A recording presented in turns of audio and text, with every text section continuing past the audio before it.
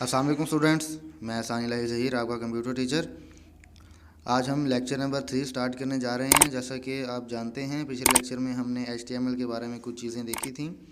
जैसे हमने notepad use किया था और इसमें हमने कुछ टैग्स देखे थे, कुछ टैग्स यूज़ किए थे। इसके अलावा एट्रीब्यूट भी देखे थे। तो आज का लेक्चर स्टार्ट करने से पहले मैं आपसे रिक्वेस्ट करता हूं कि आप अपने इस चैनल को सब्सक्राइब करें और दोस्तों के साथ शेयर करें ज़्यादा से ज़्यादा। वीडियो अच्छी लगे तो लाइक भी ज़रूर किया करें। तो चलिए आज का लेक्चर स्टार्ट करते हैं। आप नोटपैड ओपन करें। आपके पास विंडो कोई भी हो, उसमें नोटपैड ऑलरेडी इंस्टॉल्ड होता है। नोटपैड ओपन कर लें। आप अपनी वही फ़ाइल ओपन करें जो आपने कल सेव की थी। मैं आपको न्यू फ़ाइल ओपन करके दोबारा से सिखाऊंगा, क्योंकि आपका पिछला लेक्चर रिवाइज़ भी हो जाएगा। जो आपको पिछले लेक्चर में कोई थोड़ी बहुत कन्फ्यूजन होगी तो वो भी इसमें आपकी ठीक हो जाएगी। इसलिए मैं दोबारा से स्टार्ट करता हूं। तो हम लिखते हैं टैग्स HTML का टैग हमने क्लोज़ कर दिया और इसकी इनर साइड पे हम यूज़ कर रहे हैं हेड का टैग, और इसे हम इस टैग को हमने क्लोज़ भी कर दिया। इसके बाद हम यूज़ करेंगे टाइटल का टैग, और ये इस टैग को हमने क्लोज़ कर दिया। और यहाँ हम लिखेंगे अपना टाइटल, वेलकम टू लेक्चर 3।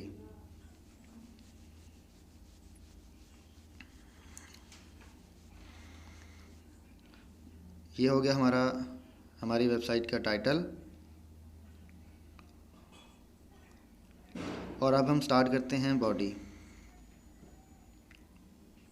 में हम लिखेंगे कुछ नहीं, बस बॉडी के टैग यूज़ करेंगे और बॉडी का जो बैकग्राउंड कलर है वो चेंज करके, और इसमें कुछ मज़ीद चीज़ें देखेंगे। अभी हम फ़िलहाल इसमें कुछ लिखते नहीं हैं, बॉडी का सिर्फ बैकग्राउंड कलर चेंज करते हैं। तो हम यहाँ लिखते हैं BG colour is equal to को हम असाइनिंग ऑपरेटर भी कहते हैं, क्योंकि ये वैल्यू असाइन करता है। यहाँ हम लिखेंगे बिलो, और इसको हम सेव करते हैं। मैं इसका नाम रखता हूँ इंडेक्स 1। आप इसका कोई भी नेम रख सकते हैं, और साथ में एक्सटेंशन, जैसा कि मैंने आपको कल बताया था, आपने लाजमी यूज़ करनी है .html। अब हम चलते हैं अपने ब्राउज़र पे, जहाँ ये हमारे पास फ़ाइल सेव है डेस्कटॉप पे। जी आपके सामने है हमारी वेबसाइट जो हमने बनाई है। इसे हम दोबारा ओपन करते हैं। ये हमारी वेबसाइट का टाइटल और ये हमारी वेबसाइट का बैकग्राउंड कलर। अब हम इसे करते हैं क्लोज़। और अब अगर हम दोबारा नोटपैड ओपन करें तो वो तो हमें बिल्कुल खाली मिलेगा। हमने फ़ाइल को कैसे ओपन करना है, इस पर राइट क्लिक करेंगे और ओपन विथ, और फिर नोटपैड के साथ इसको ओपन करेंगे तो हमारे पास दोबारा यही फ़ाइल एडिटेबल हो जाएगी। और अब हम अपनी वेबसाइट के बैकग्राउंड में एक पिक्चर लगा के चेक करते हैं। हम देखते हैं हम अपनी वेबसाइट के बैकग्राउंड में पिक्चर कैसे लगा सकते हैं, इमेज कैसे लगा सकते हैं। तो चलें हम यहाँ लिखते हैं बैकग्राउंड इज़ इक्वल टू, और यहाँ हम उस इमेज का नेम लिखेंगे जो हमने लगानी है अपने बैकग्राउंड पे। अगर वो किसी फ़ोल्डर में है तो पहले फ़ोल्डर का नेम लिख के फिर हम लिखेंगे स्लैश, और फिर अपनी पिक्चर का नेम लिखेंगे। और यहाँ अपने एक चीज़ को मद्देनज़र रखना है कि जो इमेज हम अपलोड कर रहे हैं उसकी फॉर्मेटिंग क्या है, वो कौन से फॉर्मेट में है। अगर वो है JPG में तो हम उस पिक्चर के नेम के साथ उसकी एक्सटेंशन भी लिखेंगे। जैसे मैं यहाँ लिख रहा हूँ इमेजेस, ये मेरे फ़ोल्डर का नेम, और माई पिक मेरी पिक्चर का नेम, और .jpg ये आपने ख़्याल से ऐसे ही लिखना है। ये पिक्चर हमारे बैकग्राउंड पे अपलोड हो चुकी है, लेकिन ये मैनी टाइम्स कॉपी हो चुकी है, क्योंकि मेरी जो पिक्चर थी उसका साइज़ छोटा था, इसलिए ये मैनी टाइम्स कॉपी हो चुकी है। अगर आप की पिक्चर का साइज़ बड़ा होगा तो वो बिल्कुल आपके बैकग्राउंड पे फिट आ जाएगी। अब मैं चाह रहा हूँ कि मैंने पिक्चर अपलोड नहीं करनी, अभी मैं पिक्चर अपलोड नहीं करना चाह रहा, तो मैं इसको हाइड कर दूँगा।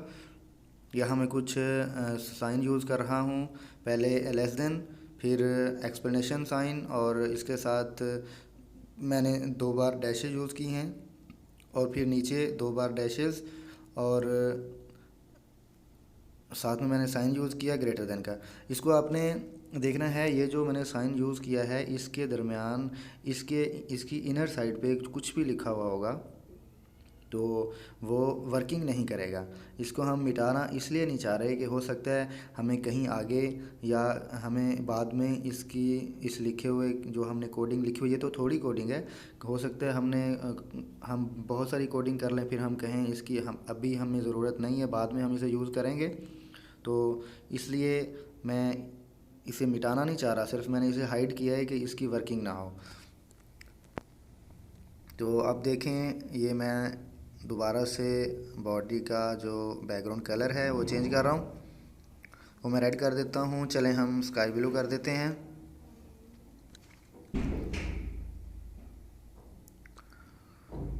तो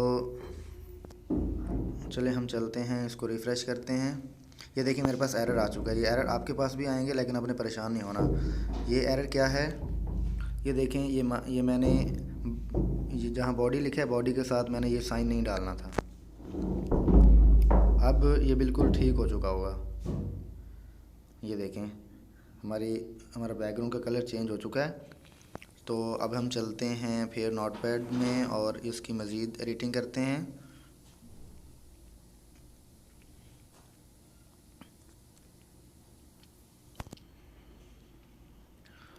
हम इसमें लिखते हैं कुछ टेक्स्ट, माय नेम इज़ एहसान इलाही ज़हीर।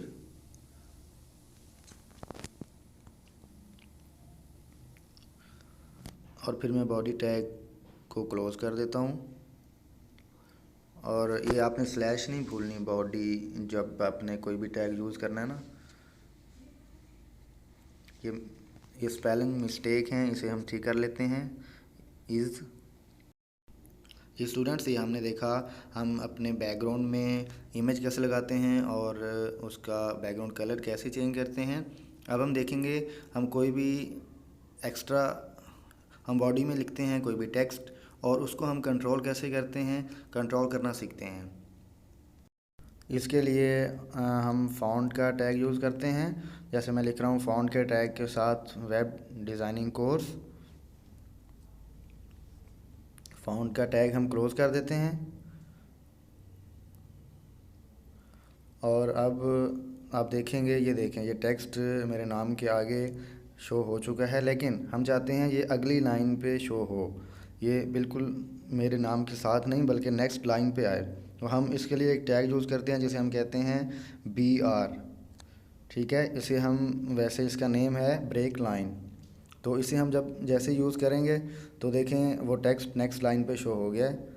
अब हम कुछ मज़ीद चीज़ें देखते हैं कि हम कंट्रोल कैसे करते हैं। हम आते हैं फ़ॉन्ट के टैग में और यहाँ हम अपने इस जो हमने लाइन लिखी है इसका रंग चेंज करते हैं।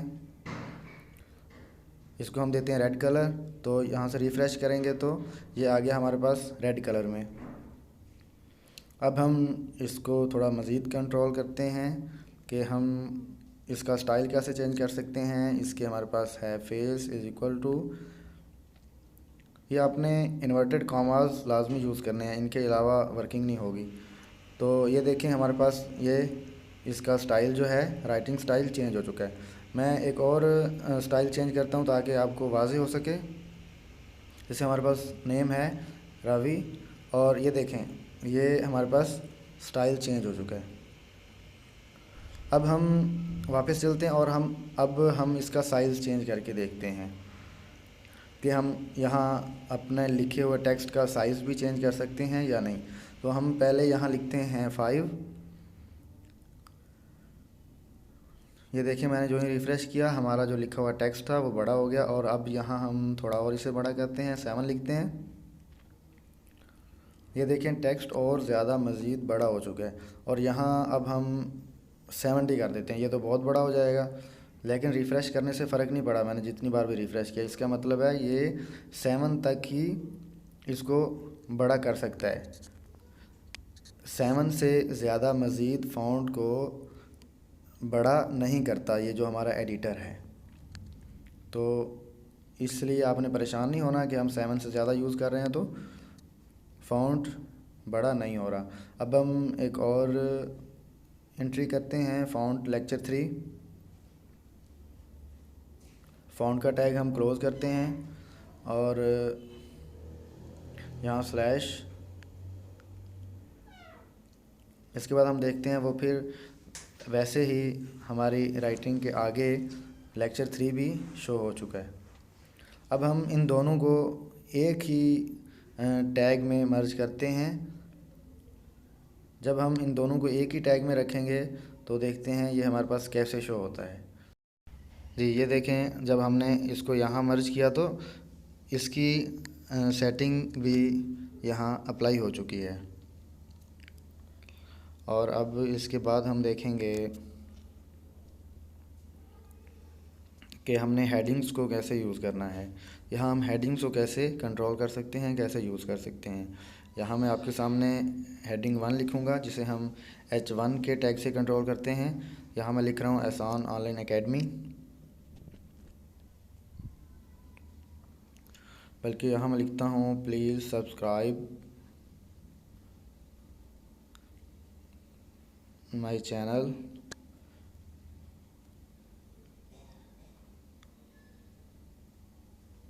एहसान ऑनलाइन एकेडमी, और फिर मैं ये टैग क्लोज़ कर देता हूँ। H1 को हम स्लैश के साथ क्लोज़ कर देते हैं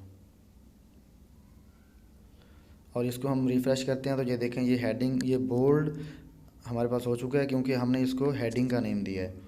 अगर हम वैसे लिखते टेक्स्ट तो ये जैसे ऊपर लिखा हुआ है माय नेम इज़ एहसान इलाही ज़हीर, ये बिल्कुल ऐसे सिंपल सा शो होना था।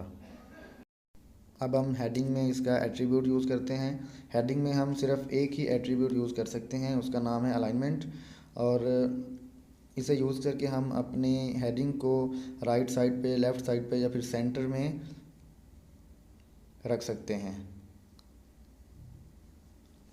लेफ़्ट पे ये तो ऑलरेडी है तो मैं इसको सेंटर करता हूँ या फिर राइट करता हूँ। चलें हम पहले सेंटर कर लेते हैं। रिफ़्रेश करने से ये देखें हमारी हेडिंग सेंटर में आ चुकी है। अब इसको राइट पे करते हैं, कंट्रोल S और फिर रिफ़्रेश। ये देखें हमारी हेडिंग राइट पे आ चुकी है और मैं इसे सेंटर में रहने देता हूँ क्योंकि मुझे सेंटर में अच्छा लग रहा है। और इसको मैं कॉपी करता हूँ और नीचे पेस्ट कर लेता हूँ क्योंकि मैंने ज़्यादा हेडिंग्स यूज़ करनी है। हेडिंग 1, हेडिंग 2, हेडिंग 3, हेडिंग 4, 5, 6, 7 और जो टैग मैंने जैसे ओपनिंग टैग लगाए हैं बिल्कुल सेम नेम के साथ मैंने इन टैग्स को क्लोज़ भी करना है, इसलिए मैं इधर भी नेम चेंज कर रहा हूँ H7। तो अब हम कंट्रोल S करते हैं और फिर रिफ़्रेश करते हैं अपने पेज को। ये देखिए हमारे पास हेडिंग्स ओपन हो चुकी हैं। H1 का जो लिखा हुआ टेक्स्ट है वो बोल्ड भी है, बड़ा भी है। इसी तरह हम जैसे H2, H3 की तरफ आते हैं तो हमारे पास वो जो टेक्स्ट है वो छोटा होता जाता है।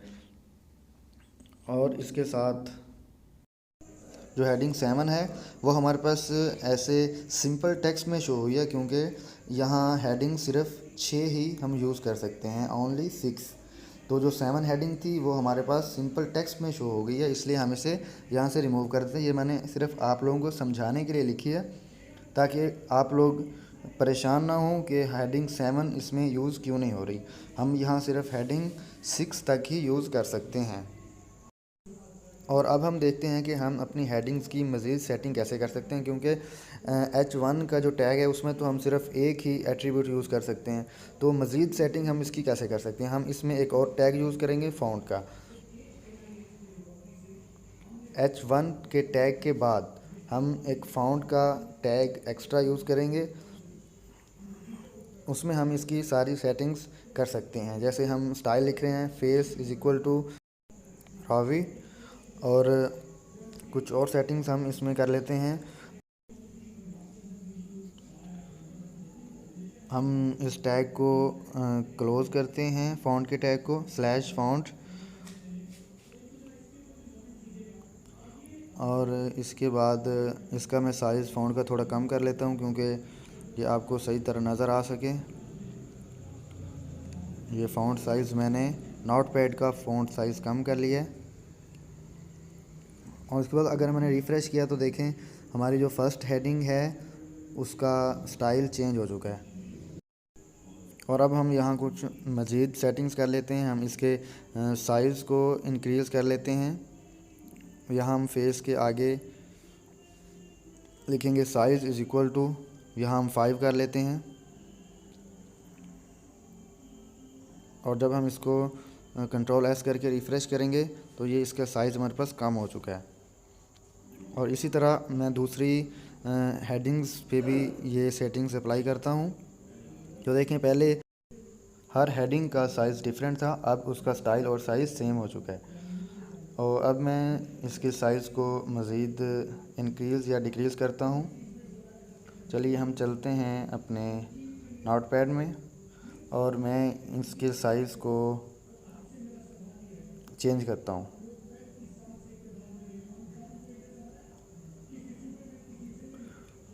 हेडिंग 2 में मैं 4 कर देता हूँ और हेडिंग 3 में भी 4, हेडिंग 4 में इसको 3 कर देते हैं, फिर 2 और फिर 1। अब हम चेक करते हैं कि अब इसका जो साइज़ है रिफ़्रेश करते हैं तो देखें साइज़ फिर वैसा ही हो चुका है।